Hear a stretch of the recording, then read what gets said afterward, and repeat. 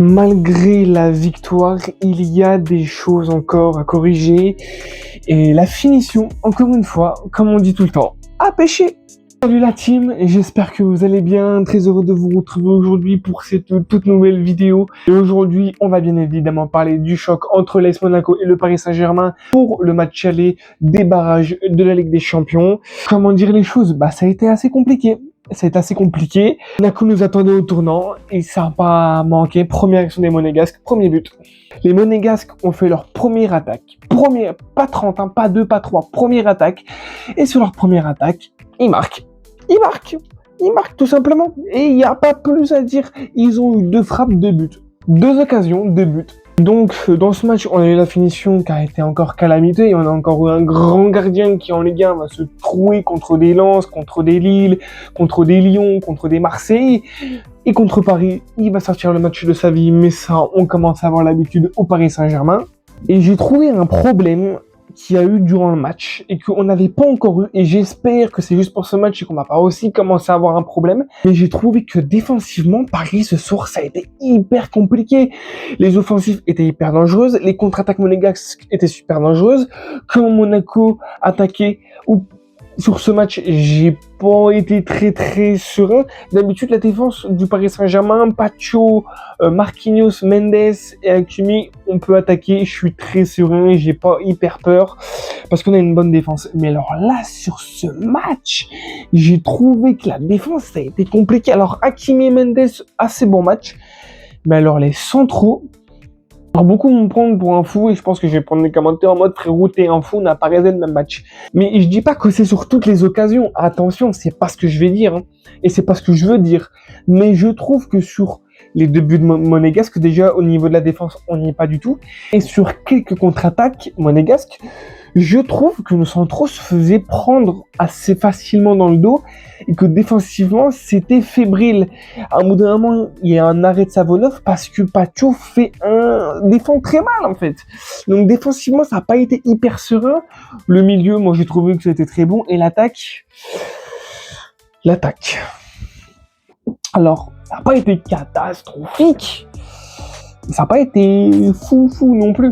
Je trouve qu'il y a eu 3-2. Il aurait pu y avoir bien plus. Déjà, on va dire un truc tout de suite, comme ça c'est fait. L'entrée de Désiré Doué, c'était un petit bijou. Et moi, le premier, qui l'ai beaucoup critiqué parce que je trouvais qu'il se regardait beaucoup trop jouer, qu'il y avait beaucoup trop de pertes de balles, que c'était pas le Désiré Doué qu'on avait connu par la saison de 2025 et ce début de saison. Il a fait taire tout le monde. Il mettait des centres, c'était des petits bijoux. Dommage que Gonzalo Ramos, Neves ou encore Warren n'ont pas pu reprendre les centres, mais c'était des petits bijoux. Puis il met un doublé, il rentre, je crois que c'est son 2e ou 3e ballon, contrôle, il se retourne, frappe, poteau rentrant en but. Doué a fait une rentrée incroyable. L'entrée de Doué a été incroyable. J'ai mes lunettes qui arrêtent pas de bouger, c'est horrible. L'entrée de Désiré Doué, elle est exceptionnelle. Doué ne rentre pas. Je ne suis pas sûr, et franchement, je ne suis pas sûr qu'on gagne ce match. Si Doué ne fait pas l'entrée qu'il fait, je ne suis pas sûr qu'on gagne ce match.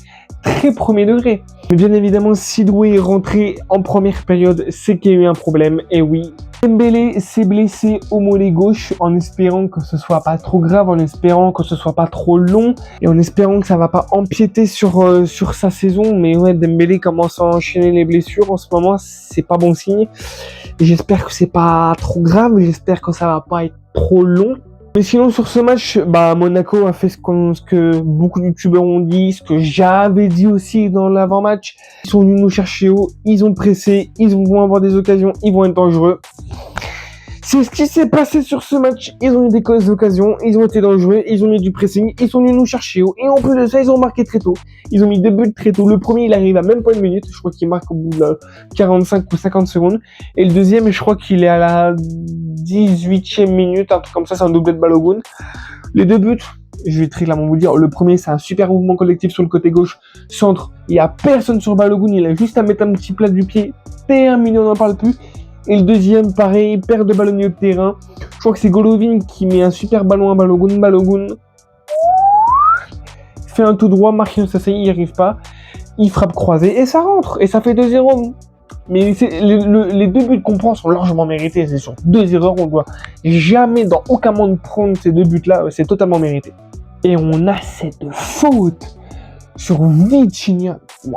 Frérot, mais la faute. Le mec, alors, je sais pas si je vais trouver une image, et j'espère en trouver une pour vous la montrer, mais pour vous dire, si vous voulez, Golovin arrive et il met son crampon ici, et il rappe son crampon tout le long, et pour vous dire, il en décale même la chaussette, il en fait descendre la chaussette de Vitinha. Donc bien évidemment, la barre est intervenue, et le rouge direct, sans discussion possible. Et sinon, ce match a été un peu compliqué. La première mi-temps, elle est horrible, dégueulasse. Tu prends 2 buts, tu prends 2 occasions, tu prends des buts, ça c'est pas normal. Tu mets encore une fois 45 ans pour marquer, heureusement que t'as des Zeredo qui marquent. Mais frérot, deuxième période surtout, ça c'est beaucoup passé en deuxième période. T'as des corners, ou t'as des touches, ou t'as des remises au milieu. Elles arrivent, t'as le temps de contrôler et de bien cadrer, gros. Soit tu prends pas ton temps, soit tu contrôles les temps. 3 points dans le stade de l'UD, frérot. À un bout d'un moment, la finition, même si t'en mets 3, mais à un bout d'un moment, la finition, il y a un problème. Qu'est-ce qui se passe? Pourquoi vous finissez pas? Vous avez mis une manita à l'OM, vous avez été impeccable dans la finition, et là, vous nous pondez encore une finition. Alors oui, certes, t'en mets 3, je dis pas le contraire. Puis c'est quand même des buts pas dégueulasses.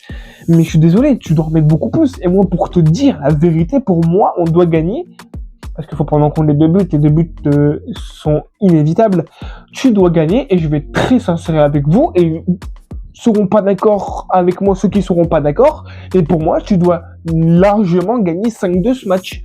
Avec toutes les occasions que tu as eues, parce que tu peux pas toutes les mettre, et surtout, tu as encore eu un gardien qui a fait Neuer Prime et qui va encore prendre des buts de merde contre des équipes en Ligue 1, tu sais même pas c'est quoi les buts qu'il va prendre.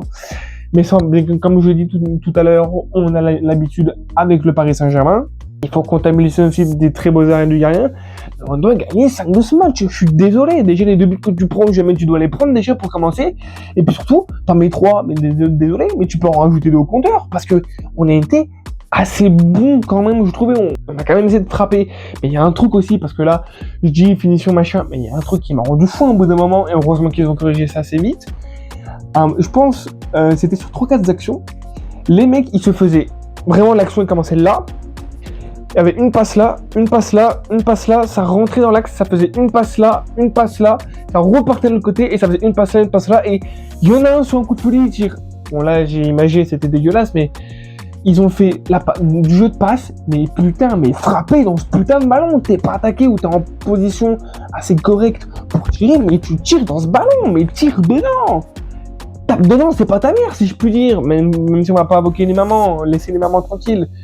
Mais tape dedans, mais à bout d'un moment, j'ai pété un câble quand j'ai vu une occasion, 2 occasions, 3 occasions. J'ai dit, mais tapez dans ce putain de ballon. Faire la passe D, c'est très bien, mais un but, c'est pas mieux. Je sais pas, ils avaient pas envie de tirer des fois. Je me suis dit, mais t'as envie de gagner ou pas? Tirez dans ce ballon quand vous pouvez.